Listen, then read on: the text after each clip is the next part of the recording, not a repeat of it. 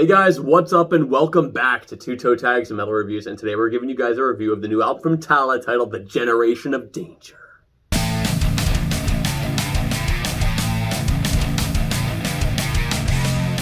So, I'm gonna be honest, I could probably talk just with my own thoughts about this album for at least half an hour or longer.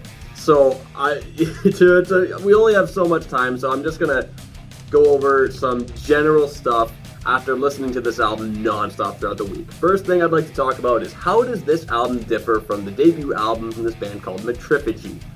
I think one of the main things is that it's just a lot more intense. The riffs are crazier, crunchier, faster, harder.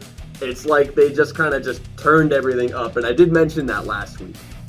Now, and I also mentioned this last week that they kind of press on the gas pedal for a bit longer than in Metrifigy. In Metrifigy, there are songs that really give a harsher contrast to the harder stuff.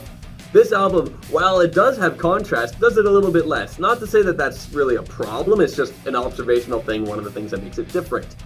Another thing I noticed is that there's a lot more focus on musicians scratching. I found just a lot more moments where the scratching was prominent in a song, and I think that's really cool. It's done really well. It just gives the songs even more character than they already have, which is a lot.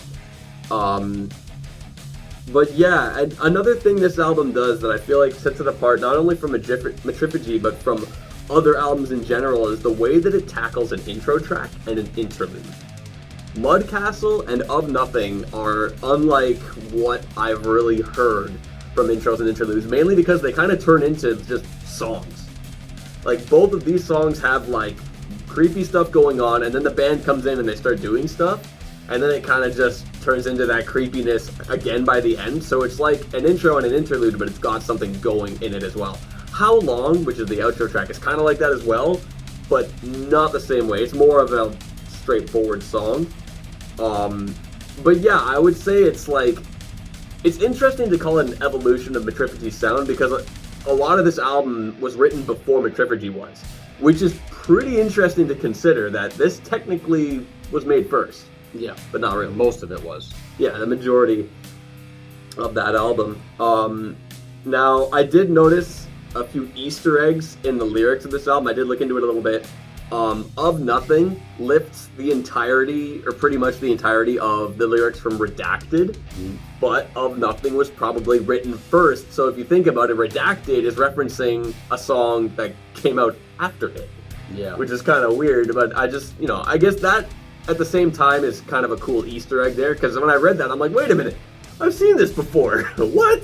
Fine-tooth comb. There was, I think in Stomping Grounds, it mentions 150%. Yeah, I'm gonna show all the proof 150%, which I feel like is a small reference to the stress is 150% from, I believe, Murder Seed from the last one. I don't know if that's truly an Easter egg. Maybe. I mean, the fact that there's a connection there. Yeah, specifically 150%, perhaps. I don't know if this is an Easter egg, but the yikes in the hard reset, it's just like the yikes and no one should read this. So I like that there's a bunch of these cool little Easter eggs kind of referencing stuff from the last album, even though this is distinctly its own album. Just cool little callbacks there, that I think are neat. Now, as for the lyrical content, I think this album, as was the last one, is just filled to the brim with creativity. Yeah. Now, as you explained the story, it is a concept album, that's true, but what's cool is that it goes beyond that, and so does Metrifigy. Yes, it's a concept album. Yes, there is a story, but these songs can also be interpreted for their own meanings, their own, metaphorical meanings, as most lyrics they're meant usually to be, yeah. Exactly. So it's cool that you have a duality like that. Yeah. You can look at this, it's a story, but you can look at this for a meaning for yourself and interpret it in whatever way, and it always works. The way I see a lot of this album is that it's got a theme of perfectionism, about the toll that can take on yourself, kind of setting a bar so high for yourself, and struggling when something goes wrong, when you're not used to things going wrong, and themes of kind of carrying baggage of stuff that you want to accomplish before you die, and it's just stuff like that. And that's kind of the vibe I got. With Metrifigy, I got themes of self-image and being comfortable in your own skin. So it's cool that I can see all that kind of stuff through these lyrics on top of like a crazy story with it as well. Yeah, that's interesting too. I mean, I watched Justin's breakdown of the album, so I know what the album's about, but I wasn't that inspired to look into the lyrics myself and really take anything away from it. But I remember we talked about, this was either during one of our reactions, I mean, we just had a conversation at one point, but one of us, I can't remember if it was your idea or my idea, thought that this album might have to do with environmentalism or you know, the whole, like, not necessarily climate change, but just man-made pollution and just destroying the earth and that whole thing. And I started to find some parallels in the lyrics that kind of matched that vibe as well, but I couldn't really piece it all together, so I kind of like abandoned that theory a little bit. But I think there might be something there where, you know, there's, you know, greedy corporations. There's, Justin was talking about how, you know, in this song, or in this album, the mad scientist Dicker Addison, he kidnaps a bunch of people and turns them into weird animals, and each animal represents maybe an animal from an ecosystem, you know, a thriving ecosystem that's being damaged by this corporation. There's connections there, so I thought, pretty cool. I thought maybe you know, save the planet might be part of the message of this album, some environmentalism or something like that. So that's kind of what I got from it. But I like your take as well about what the lyrics meant to you. I think that's really cool as well. And that's kind of the beauty of this album and Justin's writing, is that your way works, my way, the way both of us see it makes sense. Yeah. You know, and it just leads to so much interpretation for the lyrics. I did also watch Justin's breakdown video twice, and I kind of made my own order of what I thought the chronology of was for the songs. I mean, we could talk about it all day. I'll just post what my list is in the comments below, and we can discuss in the comments what you think the list is, what I think the list is, and so on and so forth. I wrote all these things or whatever, just figure out. Basically, like, okay, the songs aren't in chronological order, so we try to figure out how it really actually goes story-wise. yeah, so I'll post that in the comments below, and we can talk about it there. Up next, I want to talk about a few songs. So, let's talk about Shaken Not Stirred. This is a song we reacted to. It's the song that seemingly never ended, because they do some breakdown and then there'd be a pause and then another one and then like another one at the end, which was funny. This is one of the first songs that really started jumping out to me a lot. This chorus is just a fish hook, pun intended, in my mouth and just pulling me back every single time. Just a very fun chorus. It's the kind of song that just, every time it comes on, oh yeah, this hits hard, this is sick, and I really enjoy it. Like, Misfortune Rang, I couldn't fucking get it, I couldn't pick up the phone, man. Every time that came up, yeah, this is badass, this is sick. And it also has this beautiful sounding melodic bridge with harmonization and The sick, clean like, singing. in the Nice. in the music video, I believe Derek was singing as well. Like, is it like that in the studio, or is that just for the video? I don't know. But that's really cool though, right? Like, that whole section is really cool, and the song kind of feels like kind of sad because it's about the failed experiment, right? Like Quentin, Dicker messed up with the serum and then it didn't work. Yeah. So, you know, it's kind of sad, like, okay, well, just get this thing out of here. Yeah, few songs kind of jumped out at me throughout the week. The first song that really jumped out at me was Dicker's Done. This song, for whatever reason, it kind of shot to the top of my favorites list pretty quickly. The intro is really cool. It reminds me, a lot of this album reminds me of self-titled Slipknot. I think that's, I think there's a lot of elements that are on this album, more so even than Metripogy, that really brought me back to that self-titled Slipknot era. And this Dicker's Done is one of those songs because the beginning reminded me of Purity. I wrote the same note. Yeah, so exactly. And like you said, there's a lot of scratching on this album, which is also, you know, par for the course with Slipknot, especially earlier stuff. So it jumped out at me. I was like, okay, this is awesome. It gives me that old school Slipknot vibe. This is really cool. Then the song right after that, Telescope, quickly shot up and became my favorite song. Telescope. And it's the catchiest song in the album. It's the one that stayed in my head. It's the one that just, I was humming afterwards or singing the words, you know, Richmond, park somewhere in Bruges, that whole line, that whole verse, or chorus actually. Chorus. Yeah, that whole chorus line super catchy. Just love the way that they perform that. They're really good at writing hooks that stick with you. But on top of those two songs, there was a third song that shot up to the top of my list and is still and remains the best song on the album in my opinion. And I think it might surprise you. It might surprise some people which one I picked, but I want you to take a guess which one that might be. Well, just take a quick guess. There's a small bias because this is a song I do want to talk about, and I think it might be kind of a sleeper for you to pick it, so I'm going to guess Wendred. It's not Wendred. Oh, it's not Wendred. It's not Wendred. So I'll make a comment about Wendred since we talked about it. We're on it right now, but there's a weird singing part in that song where like you don't hear this vocal type style anywhere else. Kind of like a western. Kind of like a western. Yeah, thing, that's and then so cool. Then he does this rapping thing afterwards. So good. It's. I don't particularly like it, but it's different and it makes you go, huh? What's this? Right? Yeah. Right. But no, the song is Thistle. Ooh, okay. Thistle. Thistle is so good. It's super catchy. Lyrically, the song starts with the chorus. It kicks in at a weird time too. I was trying to count it. I'm not the best counter. You could probably help me with it. But it sounds like they kick in on the 3. Like if you're counting on the 4s, they kick in on the 3 when traditionally they're kicking on a 1. I'd have to go back and listen to be sure. The song though, it's just really good. It's got a really wild solo that's really cool. There's this really, about 3/4 of the way through, there's a really weird scream, which you mentioned in one of Justin's videos. He talked about abandoning all technique and doing a scream. Yeah. You thought it was Dicker's Done. I think it's in Thistle. I think it's in Thistle. That makes sense. It's a really odd scream, but honestly, Thistle is just a really good song. It is. I mean, I went into my playlist. The section that you're talking about where it's just, whoa, I'm just like, whoa, Yeah. What was that? And then he does like... Sounds raw as fuck. Yeah. My reasoning for Dicker's Done is that at the end, he just does this screech that's the best kind of grating you'll ever hear. I know the one you're talking about. Like, just every time it happens when I listen to that song, I'm like, whoa, there it is. That's awesome. I love that.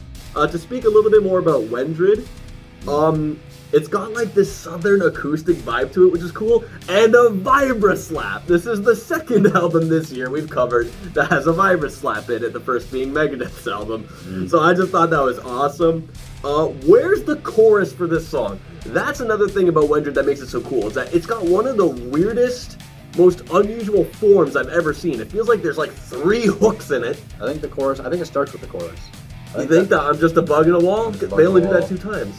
But then it's like... That feels like that feels chorusy to me. But then there's the I'm stuck between 2 wrongs. That kind of sounds like it would be a chorus. Or it almost sounds like it almost sounds like it's the same chorus but with different lyrics each time. Maybe, because then there's the part where he says, it's your chance to tell me your virtues. Is that the chorus? Like, I don't even know. Maybe it's got no hooks. It's awesome. And does it still have the Linkin Park vibe that I said it had last week? Kind of does. Like, when he does the rapping in the middle, that's where I kind of hear it, because it's got also the scratching on it as well. I wasn't sure if you mentioned which song was the Linkin Park vibe. You said... Did I not? I remember it was this one. I remember you saying something on Linkin... Yeah, I wasn't sure which song it was, and I was trying to pick out throughout the week, which one does he think sounded like Linkin Park, and I couldn't really pinpoint it, so I don't really know where you're getting that from, but... Well, if I misspoke last week and didn't mention the song, yeah, it was Wendred. Yeah, I don't know. Maybe I just didn't catch it, but yeah. What do you think of... How Long? Because I think I mentioned this last week, it's an amazing album closer, very emotional. I think it's a better closer than Red Light was on the last record. Just by the time you get there, you're just like sitting in the ashes of this laboratory, perhaps, thinking like, oh my god, this has been a journey. I think it's a great closer track as well. It's a little weird, like you mentioned earlier. It kind of feels almost like an interlude track. Doesn't have like a traditional song structure. It doesn't. And it kind of just is a bunch of stuff, and then it leads into kind of some cohesive song, and then it kind of fades out. The clean singing in this is very nice. There's a lot of good clean singing on this album, but in this particular song, it stands out a little bit more.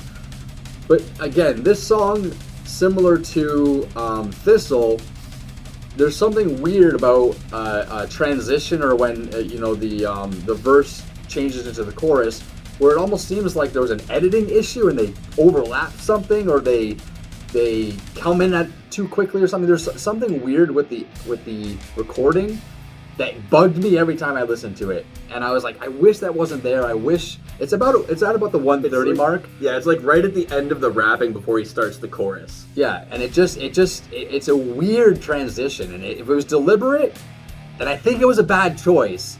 If it was an accident, then that's not good editing. So either way, it was something that really bugged me because, like I said, it's a pretty good closer track, but that alone was enough for me to be like, ugh, it irked me. It's just such a small thing, and I'm nitpicking, I admit it, but when you're enjoying a track and something like that takes you out of it, it just kind of ruins it.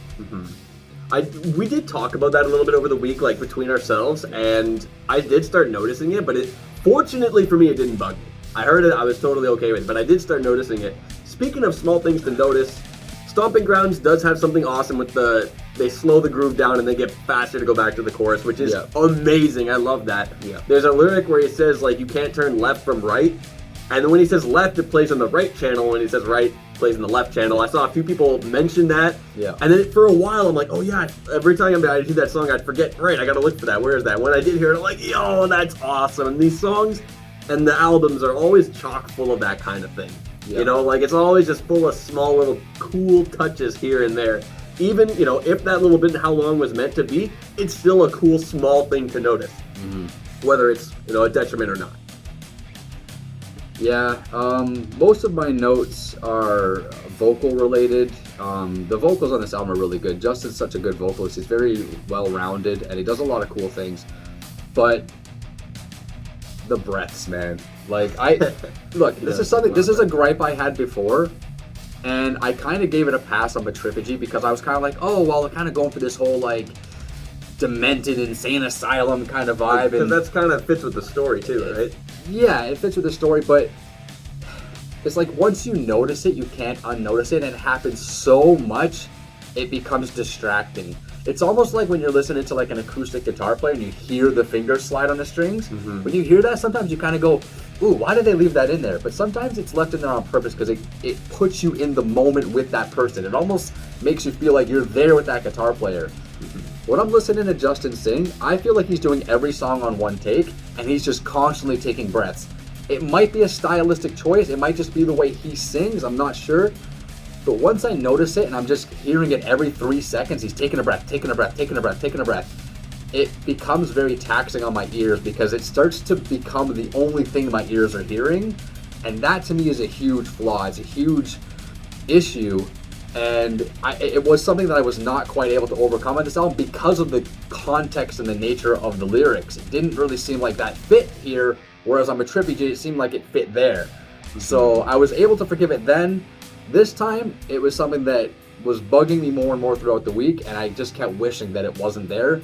But again, maybe I'm nitpicking. I've never heard anybody else complain about this, right? And I look at the comments, I read on Reddit, I read YouTube comments, Twitter, where people are talking about this band. I never heard anybody say, what's wrong with this guy's breathing technique, right? I feel like I'm the only one that either notices it or cares, but it's an issue for me on this album, unfortunately. But that's, aside from that, the singing is phenomenal. Yeah. So it's like, how do you look at it, right? Yeah, one great thing about Justin's singing is that he does a lot of the stuff the big players are kind of doing. He does the same kind of stuff to the same degree of proficiency and then some. Yeah. You know, he can do all the stuff that your favorite deathcore guys are doing and do way more than what they do. You know? Yeah. Well, I mean, he's got a good clean range too, which I've mentioned a couple times too. So, I mean, that's something that not a lot of guys are, maybe that, not that they can't do it, but they're not showcasing. One more small thing I wanted to mention, and this is about Mud Castle, which is the intro track.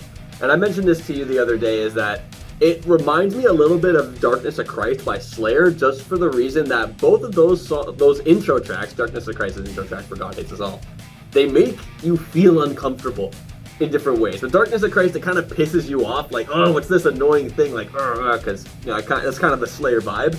With Mud Castle, like, you're sitting there and you're kind of thinking, like, this is kind of gross and just kind of, you know, it invokes that kind of feeling with the guitar, with the way Justin's, I guess, screaming, speaking, whatever you want to call it, going on in the beginning there, and it's like, yeah, this is like a horror scene here. Like, you just walked into something horrifying, and you're about to see all these, you know, ridiculous science experiments. So I like that it really paints the picture for you with this intro track really nicely. Yeah, I want to talk about quickly before we get to rating, because that's coming to that time, the snare sound. Oh! So, one thing you mentioned, You told me this. I'm not sure where you got this from. You said that they modeled their snare sound off of the snare from St. Anger. It was a tweet that Max, I think, retweeted. I think it was a sound guy they worked with, or something, but I'm pretty sure Max retweeted it, and it's like, they posted, Max said the inspiration was St. Anger snare, and it posted Stomping Grounds, and I listened to Stomping Grounds, I'm like, wow, that's a loud ring. It really does resemble, but I think what makes it work is that it's mixed with the rest of the album well. The reason it didn't work with St. Anger is that it just cut through everything else. I think there's a further connection, and this is going to come full circle regarding the snare sound. So, we agree a lot of this sounds like Slipknot, especially older self-titled Slipknot. Mm-hmm. The St. Anger snare, and this is a theory that I've had for years, I think the St. Anger snare was modeled after self-titled Slipknot. Because in self-titled Slipknot, what do you hear a lot of? It is really kegs and the high-pitched snare pop, right? Yeah. So what they did for St. Anger, because they're trying to ride the coattails of nu metal's blazing on the scene back then, they're like, how do we ride this wave with nu metal guys? Well, let's sound like Slipknot. How do we do that? Well, we got to make our snare sound like it's made of metal, because to match the keg sound, right? So that's why people say Lars' snare sounds like a trash can. Yeah. So I think in full circle, yes, in this album, they went for the St. Anger snare, but really they're going for the Slipknot sound, because they're just it's a connection, right? And it works because now this album, like most people agree, sounds a lot like Slipknot in a lot of ways. And I even made a comment on our first impressions video on our new releases last week that hearing this album reminded me of hearing Joey for the first time. Mm-hmm. And a lot of it is the sound of the drums and even Max's style playing. So I thought that was pretty interesting that you mentioned that about the St. Anger snare, and then I'm making a connection with the Slipknot snare, and I have a theory that those two are connected, so kind of a full circle thing there. That's pretty cool. With that said, who's going to rate first? I guess I will. It's a toe tag. Straight up. I think it's pretty clear I am in love with this album. I haven't binged an album this way, just out of enjoying it so much in a long time.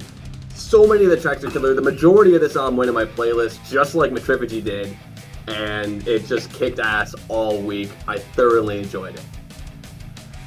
Yeah, so you mentioned that majority of this album was written before Metrifigy. I think that kind of shows. I think Metrifigy is a better album than this in a lot of ways.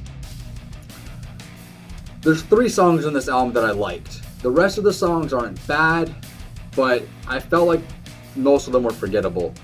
My biggest issue, I'm not sure if I said this already for the breath thing, but my real biggest issue is there's a lot of wasted time on this album. For example, Mudcastle, for an intro track, I think it's way too long. It's 2.5 minutes, and there's not much substance there. Of Nothing, for an interlude track, is 4 minutes long. Again, there's not much substance there. And then most of the songs have 20 to 30 seconds, sometimes a minute or more of just wasted space at the end of the tracks. I added it all up. It's over 10 minutes worth of just kind of nothing. That, it seems like filler. It seems like padding. So, because of these issues that I have, I can't give this album a toe tag, unfortunately. It started out as a toe tag album for me in the beginning of the week, but this is why we listen to it over and over again. These things start taking a toll, right? So it's gonna get a 7 from me. I think it's a good album, but I think it shows that this was written before Metrifigy. I think you can see that they are more refined, better writers, better songwriters, just better performers on Metrifigy than this. I feel like this shows a step back in a sense. It's still a good album, right? But out of 13 tracks, only 3 of them I really liked. A lot of padding, the breath issue, just, yeah. Unfortunately, no toe tag for me. I'm sorry. Well, there you have it. I mean, hey, 7 is still pretty close to a toe tag, so Almost it's still there. a good score and a toe tag from myself for the Generation of Danger. Anyway, guys, that's all we got for you today. Remember to like this video if you liked it. Tell us in the comments below, what do you think of this album? What do you think of the story? I'll be looking forward to speaking with you guys about that. And subscribe if you guys are new to the channel. I'm TV Fish. I'm by myself. We'll see you guys later.